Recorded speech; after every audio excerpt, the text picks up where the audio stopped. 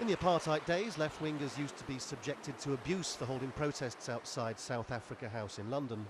Well, now it's a shrine, the flag at half-staff, people arriving to bring flowers and talk eagerly about what Mandela meant to them. There's me standing on a tall stool.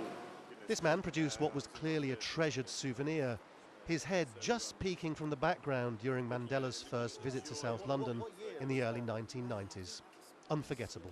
He taught us about ourselves as much as he taught us about how we might treat other people. I think that's the key thing for me, and that was the big thing. But you know, to be in Brixton at that time was in fact, I always say that this is the sort of greatest moment of my working life, was that day, not in the office. Because you saw Mandela. Yeah. That's amazing, isn't it? Yeah, no, it is, and I've kept this ever since. Yeah.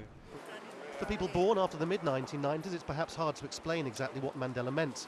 For everyone born in the 1960s, it's much more simple. It's precisely because the iniquity of apartheid was so easy for people to understand that Mandela's struggle helped whole generations of people growing up in the 60s, 70s and 80s understand what civil rights were all about. And in places like Britain, everybody got judged on what their attitude was towards South Africa and the ANC. In that sense, Mandela helped millions and millions of people set a moral compass on what they thought about the world.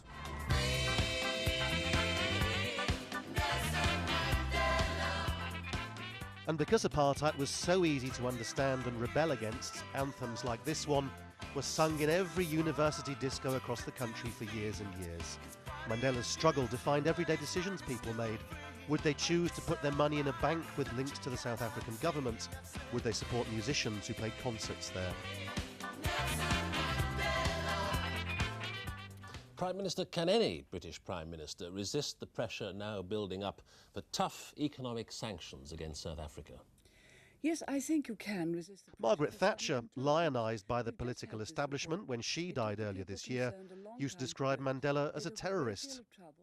Most people would say nowadays that that puts her on the wrong side of history, and those who formed the international anti-apartheid movement in London so many years ago are the ones being congratulated now. It was the people of Great Britain that assisted us to form up our former headquarters in Patton Street here in London. It was the anti-apartheid movement that assisted the African National Congress. Some people say Mandela's struggle was supported by so many in Britain because of white post-colonial guilt. Maybe that's partly true, but still there's a universal truth in the power of grace in adversity, and that's a lesson for the future, as well as a story from the past. Lawrence Lee, Al Jazeera, in London.